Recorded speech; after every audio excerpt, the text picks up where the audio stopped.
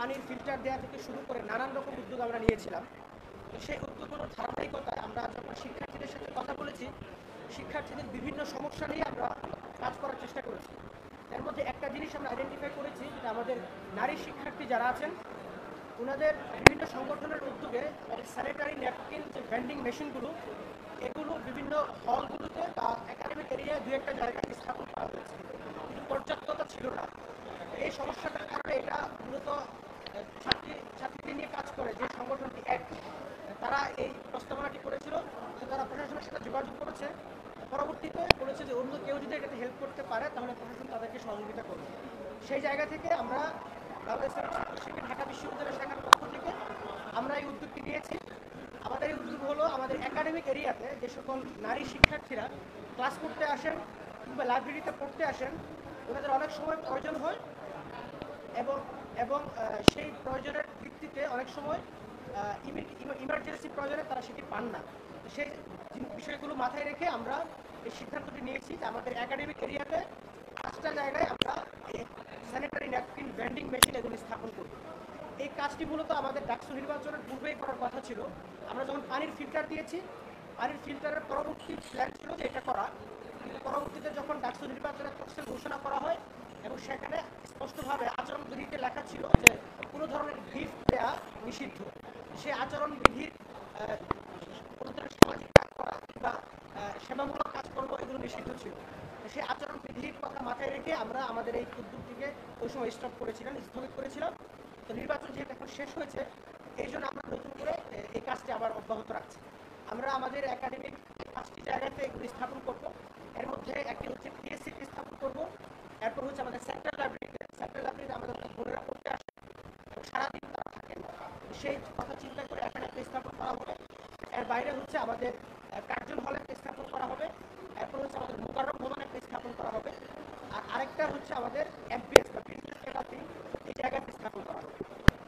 এই দুটার মধ্যে আমাদের একটা প্রধান জায়গা হচ্ছে আমরা ছাত্রশিক্ষা সবসময় শিক্ষার্থীদের কাজ করে যাচ্ছে, শিক্ষার্থীদের যে প্রবলেমগুলো ফেস করছে সেই প্রবলেমগুলো আইডেন্টিফাই করে সেই জায়গাগুলো নিয়ে কাজ করার চেষ্টা করেছি। এটা আগেও ছিল এবং আমাদের এই কাজটা ধারাবাহিকভাবে অব্যাহত থাকবে।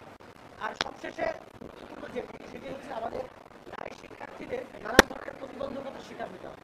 আমরা জানি যে আমাদের নারী শিক্ষার্থীরা অনেক কন্ট্রিবিউশন রেখেছেন, তাদের মেধা এবং যোগ্যতার উপর ভিত্তি করে আমাদের দেশ ও সমাজের জন্য অনেক কন্ট্রিবিউশন রেখেছেন। বিশেষ করে আমরা জুলাই বিপ্লবে দেখেছি আমাদের নারীরা, আমাদের বোনেরা একেবারে সম্মুখ সারিতে থেকে সর্বোচ্চ অগ্রণী ভূমিকা পালন করেছে। সেই কথাগুলো চিন্তা করে আমাদের একটা প্রধান ফোকাসের জায়গা এবং আমাদের নৈতিক দায়িত্ব যে আমাদের নারীরা যেন তাদের উপযোগী একটি শিক্ষার পরিবেশ নিশ্চিত করতে পারে, সেটার প্রেক্ষিতে আমরা আমাদের এই উদ্যোগ নিয়েছি। এবং ছাত্রশিবির ঢাকা বিশ্ববিদ্যালয় সবসময় শিক্ষার্থীদের পাশে ছিল এবং এই ছাত্র কল্যাণমূলক কাজের ধারাবাহিকতা সামনের দিনগুলোতে অব্যাহত থাকবে। এ পর্যায়ে আমি আপনাদের সাথে অনুরোধ করছি বাংলাদেশ ইসলামী ছাত্র শিবির ঢাকা বিশ্ববিদ্যালয়ের সম্মানিত সেক্রেটারি মহিউদ্দিন খান। প্রিয় সাংবাদিক বন্ধুগণ, সবাইকে ধন্যবাদ জানিয়েছি। প্রিয় উপস্থিতি, আপনারা জানেন যে আমরা দীর্ঘ 1 বছর যাবৎ আমরা শিক্ষার্থী বান্ধব কার্যক্রম পরিচালনা করার চেষ্টা করেছি এবং সেটার অংশ হিসেবে আজকের যে আয়োজনটি আপনারা দেখতে পাচ্ছেন, অর্থাৎ নারী শিক্ষার্থীদের জন্য যে প্রয়োজনীয় মেশিন, সেই মেশিনটা আমরা 5টি স্থানে দেওয়ার জন্য আমরা আজকে কাজ শুরু করেছি। এবং একই সাথে আমরা এটা বলতে চাই যে আমরা জানি এটা আমরা ভবিষ্যতেও আরো যে সুবিধা এটা বাড়ানোর চেষ্টা করছি। এবং একই সাথে আপনারা জানেন যে আমাদের যে ইশতেহার ছিল, ডাকসু নির্বাচনের যে ইশতেহার ছিল, সেটার প্রতিষ্ঠাতার ইশতেহারে আমরা উল্লেখ করেছিলাম যে একাডেমিক ভবনগুলোতে যে এই ধরনের যে ফ্যাসিলিটিগুলো নেই, সেই ফ্যাসিলিটিগুলো বাড়ানোর জন্য আমরা চেষ্টা করছি। আমরা আজকেই দায়িত্বভার গ্রহণ করেছি এবং এটার মাধ্যমে আমরা জানাতে চাই যে আমরা আমাদের যে কার্যক্রম শুরু করলাম, শিক্ষার্থী কার্যক্রম, এটি মূলত আজকে শুরু এবং আমাদের এই কার্যক্রম চলতে থাকবে। এবং এটার মাধ্যমে আমরা শিক্ষার্থীদের জানাতে চাই যে তাদের যে কোনো সমস্যায় আমরা তাদের পাশে আপনাদের যদি কোনো প্রশ্ন থাকে তাহলে প্রশ্ন আসতে পারে।